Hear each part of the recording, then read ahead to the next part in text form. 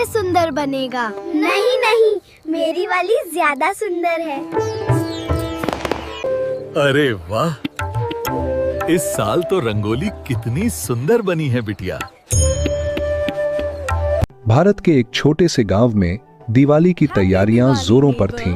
May the festival bring you joy. Same to you. The rangoli looks wonderful. हर घर दीपों से सजा था। उन्हीं में एक भव्य हवेली थी रामेश्वर प्रसाद की।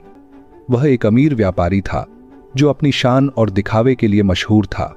जल्दी करो, इस बार दिवाली पूरे गांव में सबसे शानदार होनी चाहिए। रामेश्वर के लिए दिवाली केवल त्योहार नहीं थी, यह उसकी हैसियत दिखाने का मौका था। उसकी पत्नी सावित्री चुपचाप देख रही थी। उसकी आंखों में प्रेम और चिंता दोनों झलक रहे थे। पास ही उसका पुराना दोस्त राजू रहता था, एक सरल जीवन जीने वाला व्यक्ति और संत रामपाल जी महाराज का शिष्य।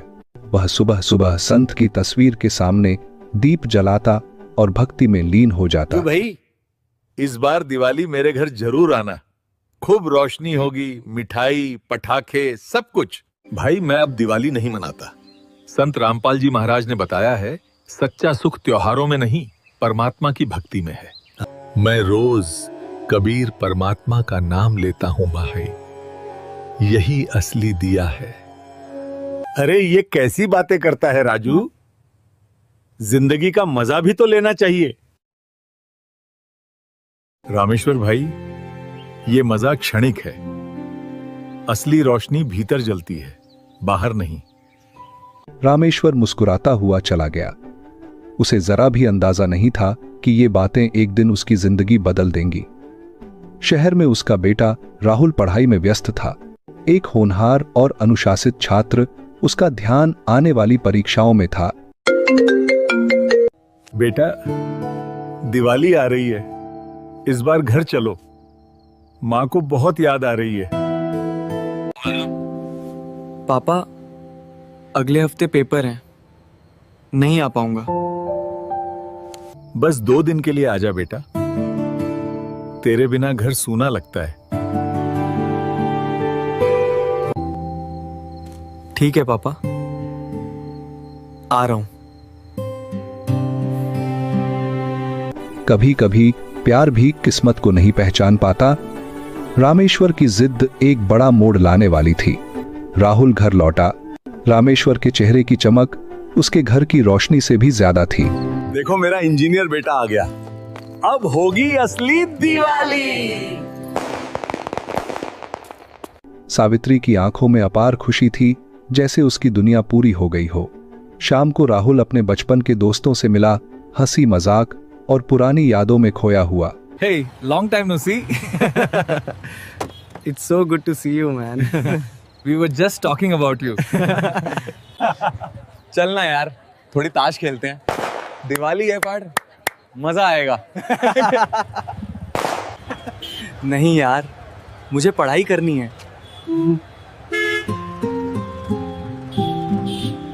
अरे भाई, 2 दिन में क्या बिगड़ जाएगा। यही खेल शुरू कर जो अंधकार में खत्म होने वाला था। शुरुआत में सब सामान्य लगा। देखा, बोला था ना, आज किस्मत मेरे साथ है। राहुल ने कुछ राउंड जीते, हंसी खुशी छा गई। पर लालच आग की तरह एक बार भड़की तो बुझी नहीं। चलो, गाड़ी भी लगा देता हूं, आज सब कुछ मेरा है। सिर्फ 2 रातों में खुशी बर्बादी में बदल गई। उस रात राहुल घर लौटा, पीला पड़ा चेहरा, कांपते हाथ। मां ने उसे खाने को बुलाया। वह चुपचाप कमरे में चला गया। उस दरवाजे के पीछे अपराध बोध, डर और शर्म की लड़ाई चल रही थी। दिए की लौ एक बार टिमटिमाई और बुझ गई। दिवाली से 2 दिन पहले वह घर जो दीपों से जगमगा रहा था, अब मातम में डूबा था। राहुल की निश्चल देह पड़ी थी, उसके सपने बुझ चुके थे। सावित्री चीख रही थी। रामेश्वर स्तब्ध था। दिए तो जल रहे थे, लेकिन अब हर रोशनी एक घाव सी लग रही थी। दिवाली की रात बाहर लोग खुश थे, पटाखे फूट रहे थे, पर रामेश्वर के घर में सिर्फ अंधेरा था। काश मैंने उसे बुलाया ही ना होता, तो वो आज जिंदा होता। बाहर आसमान में आतिशबाजी चमक रही थी। अंदर पिता का दिल टूटा पड़ा था। कुछ दिन बाद राजू ने फोन किया। उसकी शांत आवाज एक टूटे इंसान तक पहुंची। भाई, बहुत दिन से तेरी खबर नहीं मिली, सब ठीक तो है? सब खत्म हो गया। मेरा बेटा चला गया, जुए ने उसे निगल लिया। भाई, मैंने उसी दिन कहा था, ये त्योहार, ये दिखावा पाना सब धोखा है। सच्ची शांति केवल परमात्मा कबीर जी की भक्ति में है। राजू मिलने आया और उसने ज्ञान गंगा पुस्तक रामेश्वर के हाथों में दी। ये सच्चा ज्ञान हर अंधकार को मिटा सकता है। दिन बीते, रामेश्वर ने रोज ज्ञान गंगा पढ़ना शुरू किया। उसे पन्नों में वह शांति मिली जो धन और त्योहारों में कभी नहीं थी। अब वह रोज एक दिया जलाता है, न दिखावे के लिए बल्कि सच्ची भक्ति के लिए। सच्ची दिवाली बाहर की रोशनी में नहीं, आत्मा के जागरण में है। रामेश्वर ने सब कुछ खो दिया, लेकिन दोस्त की बातों में सच्चाई पाली। असली रोशनी पटाखों या जुए की मेज पर नहीं, केवल परमात्मा कबीर जी की भक्ति में है। दिवाली एक दिन की रोशनी देती है, पर सच्ची भक्ति जीवन भर की दिवाली रोशनी। के अगले दिन मनाया जाने वाला गोवर्धन पूजा का त्योहार हिंदू धर्म का एक प्रमुख त्योहार है, जो प्रतिवर्ष कार्तिक माह के शुक्ल पक्ष की एकम को मनाया जाता है, जिसे अन्नकूट के नाम से भी जाना जाता है। और इस दिन हिंदू धर्म के श्रद्धालुओं द्वारा गोवर्धन पर्वत और भगवान श्री कृष्ण की पूजा की जाती है। गोवर्धन पूजा से जुड़ी धार्मिक मान्यता है कि ब्रजवासी यानी कि श्री कृष्ण जी के कुल के व्यक्ति देवी देवताओं की पूजा किया करते थे। एक दिन श्री कृष्ण ने उनसे कहा कि हम देवी देवताओं की पूजा नहीं करेंगे, न देवताओं के राजा इंद्र की पूजा करेंगे, बल्कि हम परमात्मा की पूजा करेंगे। यानी कि श्री कृष्ण ने देवताओं के राजा इंद्र की भी पूजा बंद कर दी, और जिससे क्रोधित होकर इंद्र ने प्रतिशोध लेने के लिए ब्रज नगरी को डुबोने के उद्देश्य से मूसलाधार बारिश करनी शुरू कर दी। और तब श्री कृष्ण जी ने गोवर्धन पर्वत को एक हाथ की उंगली पर रख लिया तथा उसको पूरे ब्रज नगरी के ऊपर फैला दिया। सब ब्रजवासियों से कहा कि अपने पशुओं सहित पर्वत के नीचे आ जाओ। वर्षा का सारा पानी गिरिराज पर्वत ने सोख लिया, जिससे इंद्र की हार हुई और ब्रजवासियों ने देवी देवताओं की पूजा बंद कर दी और श्री कृष्ण ने उस गोवर्धन पर्वत को पुनः यथास्थान पर रख दिया। और इसी घटना की याद में हिंदू धर्म के श्रद्धालुओं द्वारा गोवर्धन पूजा और गोवर्धन परिक्रमा की जाती है। लेकिन विचार करने वाली बात है कि श्री कृष्ण ने तो देवी देवताओं की पूजा बंद करवाई थी और हिंदू समाज गोवर्धन यानी कि गिरिराज पर्वत की परिक्रमा करता है तथा गोवर्धन पूजा करते हैं और देवी देवताओं की ही पूजा करते हैं। इससे तो भगवान विष्णु उर्फ श्री कृष्ण जी की आज्ञा की अवहेलना हुई, जिससे श्री कृष्ण जी सख्त नाराज होंगे। तो वहीं हमारे पवित्र धर्म ग्रंथ चारों वेद श्रीमद् भगवत गीता में एक पूर्ण परमात्मा की भक्ति करने के लिए कहा गया है, जिससे देवी देवताओं की भक्ति करना शास्त्र विरुद्ध मनमाना आचरण है।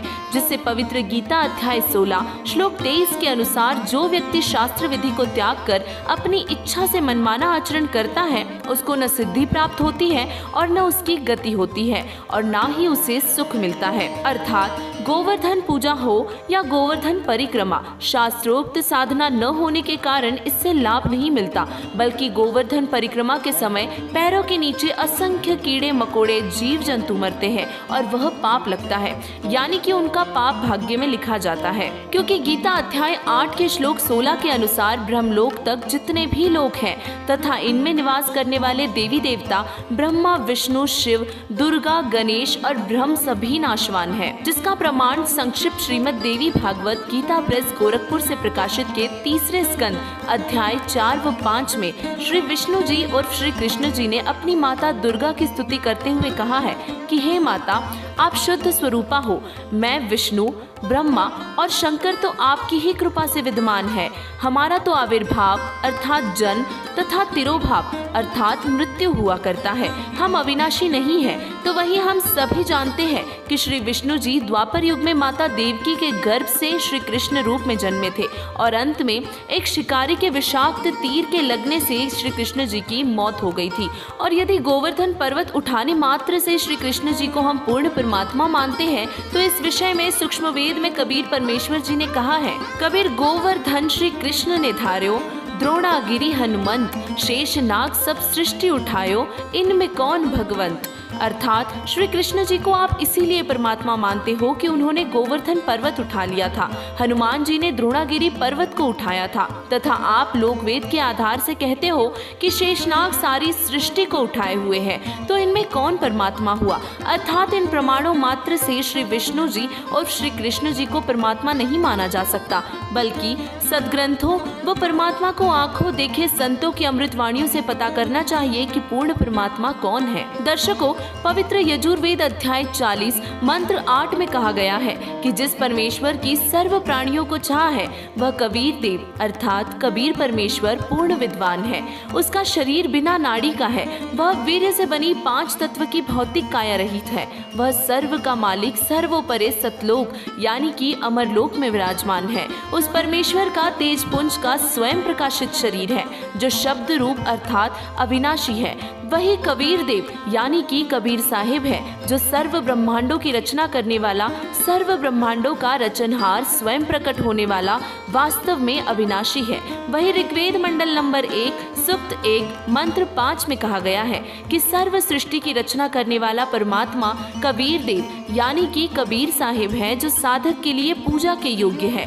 तथा परमात्मा की आंखों देखी गवाही संत गरीबदास जी महाराज जी ने कुछ इस प्रकार दी है। कृप अनंत कोटि ब्रह्मांड का एक रति नहीं भार, सदगुरु पुरुष कबीर है कुल के सिरजनहार। हम सुल्तानी नानक तारे, दादू को उपदेश दिया, जात जुलाहा भेद नहीं पाया, काशी माहे कबीर हुआ। ग्रीब अनंत कोटि ब्रह्मांड में बंदी छोड़ कहाए, सो तो एक कबीर है जननी जन्या नुमाए। तो वही संत गुरु नानक जी ने श्री गुरु ग्रंथ साहिब के पृष्ठ नंबर 721 राग तिलंग महिला 1 में कहा है, यक अर्ज गुफ्तम पेश तो दरकुंड करतार, हक्का कबीर करीम तू बेऐब परवरदिगार। दर्शकों, इससे स्पष्ट है कि गोवर्धन पूजा या श्री कृष्ण जी की पूजा करना शास्त्र विरुद्ध मनमाना आचरण है, जिससे साधक को लाभ नहीं हो सकता, बल्कि हमें वेदों व आंखों देखे संतों के अनुसार कबीर देव यानी कि कबीर परमेश्वर की भक्ति करनी चाहिए। और आज पूरे विश्व में संत रामपाल जी महाराज जी ही वो तत्वदर्शी संत हैं जो वेद, गीता, पुराण समेत सर्व धर्म ग्रंथों, आंखों देखे संतों की अमृतवाणियों के आधार पर सत्य आध्यात्मिक ज्ञान बता रहे हैं, जिससे सनातन धर्म का पुनरुत्थान हो रहा है। और कबीर परमात्मा की शास्त्र अनुकूल भक्ति भी उन्हीं के पास है, जिससे साधक को जगत गुरु तत्वदर्शी संत रामपाल जी महाराज जी द्वारा बताई गई सद्भक्ति से कबीर परमेश्वर से मिलने वाले लाभ प्राप्त होते हैं। अतः आप सभी से निवेदन है कि संत रामपाल जी महाराज जी के सत्य आध्यात्मिक ज्ञान को जानने के लिए उनके द्वारा लिखित पवित्र पुस्तक हिंदू साहिबान नहीं समझे गीता वेद पुराण को संत रामपाल जी महाराज ऐप या www.jagatgururampalji.org वेबसाइट से या स्क्रीन में दिख रहे QR कोड से स्कैन करके फ्री में डाउनलोड करके पढ़ें और अपने मानव जीवन के मूल उद्देश्य पूर्ण मोक्ष प्राप्ति का सत्मार्ग प्राप्त कर अपना आत्म कल्याण करवाए। धन्यवाद। आप संत रामपाल जी महाराज जी के मंगल प्रवचन संत रामपाल जी महाराज एप्लीकेशन पर भी सुन सकते हैं तथा उनके द्वारा लिखी पुस्तकें भी डाउनलोड कर सकते हैं।